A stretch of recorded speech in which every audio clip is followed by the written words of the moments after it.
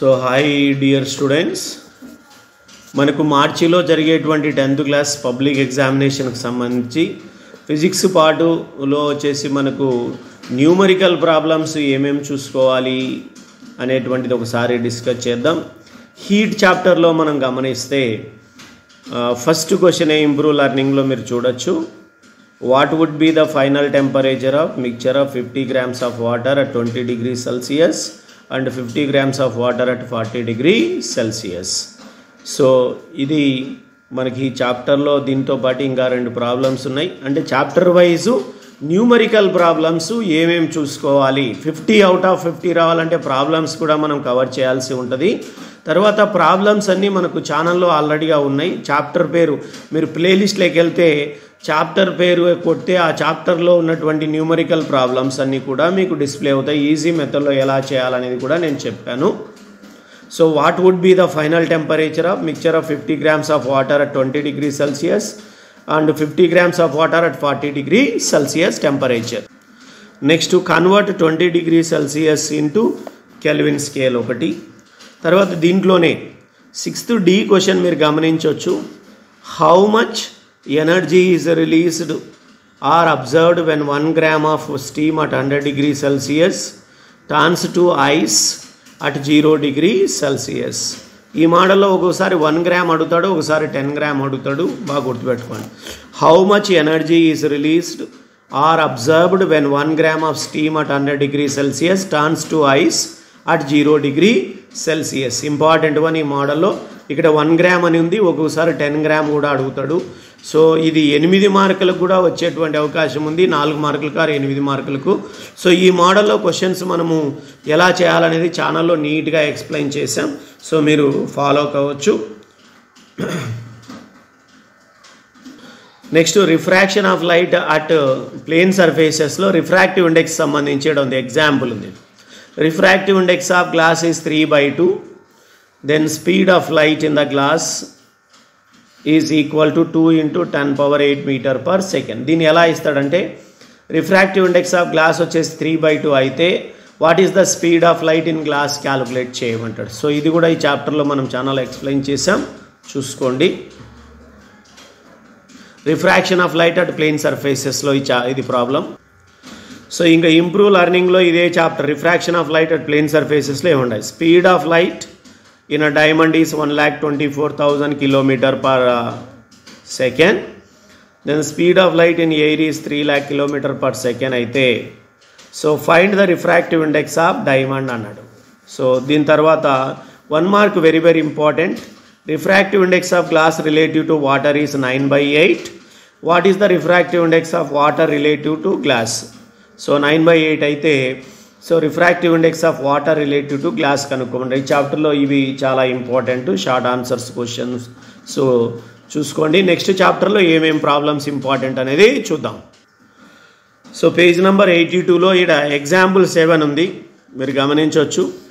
Focal length of a double concave lens kept in air with 2 spherical surfaces of radii R1 is 30 cm, radii R2 is 60 cm. Take a refractive index of lens. N is 1.5. What is the focal length of double concave lens? So ఇది మనకు lens makers formula use చేసి calculate చేసేది ఇక్కడ ఉంది. So మీరు చూడొచ్చు.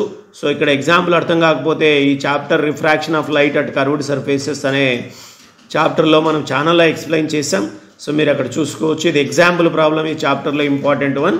అలాగే exercises ఏమేమి ఉన్నాయి దీంట్లో ప్రాబ్లమాటిక్ టాపిక్స్ చూద్దాం. So focal length of a converging lens is 20 cm and object is 60 cm from the lens. Where will the image be formed? What kind of image? Improve లెర్నింగ్లో 2nd question ఇదే చాప్టర్లో. తర్వాత ఇక్కడ ఇంకొకటి ఉంది. Double convex lens has 2 surfaces of equal radii R and the refractive index N is 15. Then find focal length. So ఈ మోడల్లో ఇది తర్వాత లెన్స్ ఫార్ములాని యూజ్ చేసి ఇది లెన్స్ మేకర్స్ ఫార్ములా ద్వారా, ఇది లెన్స్ ఫార్ములా, ఇది లెన్స్ మేకర్స్ ఫార్ములా. ఈ రెండు వీటిపైన ఇంపార్టెంట్ టాపిక్. ఇంకొక బిట్టు దాంట్లో ఉంది, అది కూడా చూద్దాం. The focal length of plano convex lens is 2r, where r is the radius of center of curvature of the surface, then the refractive index of the material of the lens కనుక్కోండి. ఇది blank రూపంలో ఉంది, 1.5 answer. So ఇది కూడా 2 మార్కులకు వచ్చేటువంటి అవకాశం ఉంటుంది, బాగా చూసుకోవాలి,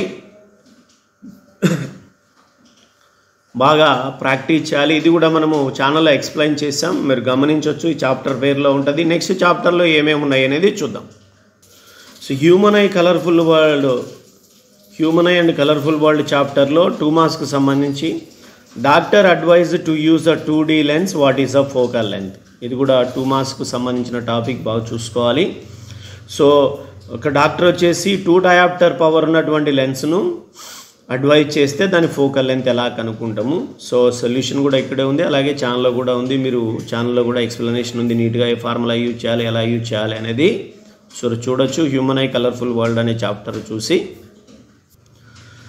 తర్వాత పేజ్ నెంబర్ 100లో హ్యూమన్ ఐ కలర్ఫుల్ చాప్టర్లోనే ఎగ్జాంపుల్ 2, ఇది గతంలో కూడా ఎగ్జామ్కి అడిగాడు. A prism with an angle of డివి angle that is angle of the prism A is 60 degrees, produces angle of minimum deviation 30 degrees, find the refractive index of material of the prism. ఇది calculate చేయమన్నాడు ఇక్కడ. So refractive ఇండెక్స్ని calculate చేయమన్నాడు. దీంట్లో మనము sin of a plus d by 2 by sin a by 2. ఒకసారి formula కూడా ఎగ్జామ్లో అడుగుతుంటారు, right the formula to find refractive index of material of the prism అని అడుగుతుంటారు. సో ఇది కూడా చూసుకోవాలి, వెరీ వెరీ ఇంపార్టెంట్ ఈ చాప్టర్లో ఇది. నెక్స్ట్ హ్యూమన్ ఐ కలర్ఫుల్ వరల్డ్లో ఎప్పుడైనా 4 మార్క్స్కి అడిగితే ఇది అడగొచ్చు. Focal length of A lens suggested to A person with hypermetropia is 100 centimeter, find the power of lens. Focal length కనుక్కోవాలి. ఫోకల్ లెంత్ ఇక్కడ ఫోకల్ లెంత్ ఇచ్చాడు, find the near point distance కనుక్కోవాలి, పవర్ ఆఫ్ ద లెన్స్ కనుక్కోవాలి. So దీనికి formula మనము F = 25D/D-25 అనేది use చేస్తాం. Focal length ఇచ్చాడు, స్మాల్ డి వాల్యూ అంటే నియర్ పాయింట్ డిస్టెన్స్ క్యాలిక్యులేట్ చేయాలి, అలాగే ఫోకల్ లెంత్ యూజ్ చేసి పవర్ను కూడా క్యాలిక్యులేట్ చేయాలి. సో ఎలక్ట్రిక్ కరెంట్ చాప్టర్లో మనకు చూసుకోవాల్సిన numerical type questions. What is the value of kWh in joules, important one.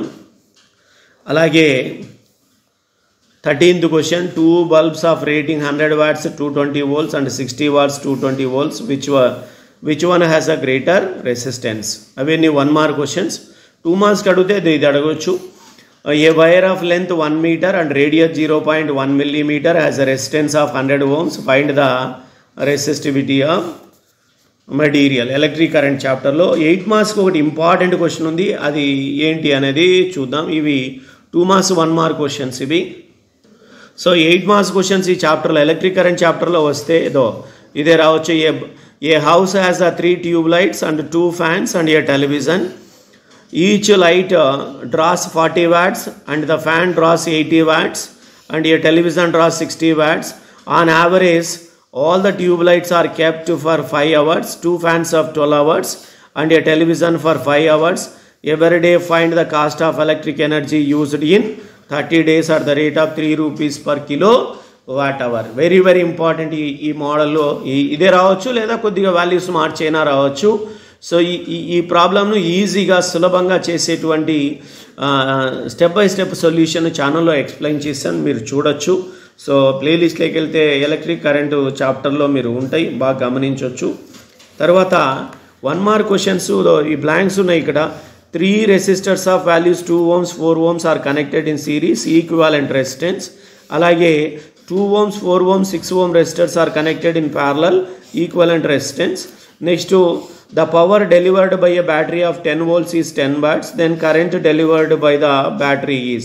ఇవి 1 mark క్వశ్చన్స్ ఈ చాప్టర్లో వచ్చేటువంటి అవకాశం ఉంటుంది, బాగా ప్రాక్టీస్ చేయండి.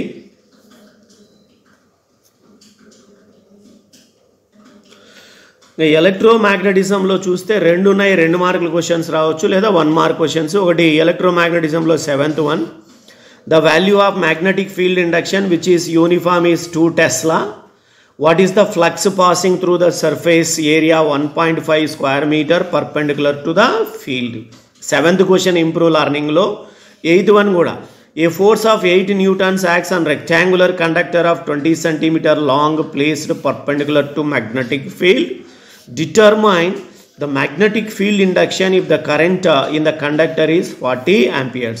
ఈ రెండిట్లలో ఎప్పుడైనా రావచ్చు. సో ఇవి మనకు 10th క్లాస్ ఫిజిక్స్ మన ఎస్ఎస్సి బోర్డులో కమింగ్ మార్చ్ ఎగ్జామ్స్లో అడిగేటువంటి అవకాశం ఉంటుంది. సో వీటిని కూడా మీరు చదివితే ఫిజికల్ సైన్స్ పార్ట్లో 50-50 వస్తాయి. సో ఈ ప్రాబ్లమ్స్కి సొల్యూషన్స్ మీకు మెటీరియల్ ఉంది, అర్థం కాకపోతే ఛానల్లో ఎక్స్ప్లెనేషన్లు ఉంటాయి, మీరు గమనించవచ్చు. ఛానల్లో వెతకండి, ప్లేలిస్ట్ లేకపోయి వెతికితే అన్ని ఏ లెసన్ ఆ లెసన్ టాపిక్లో నీట్గా ఎక్స్ప్లెయిన్ చేశాను. సో దిస్ ఈస్ ఇంకా model papers, important model paper guess question పేపర్ను అప్లోడ్ చేస్తాను.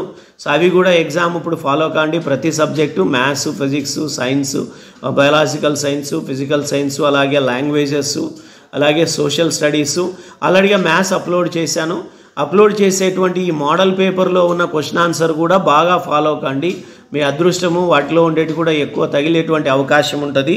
So that's all today's important numerical topics discussion in 10th class physics. Wish you all the best.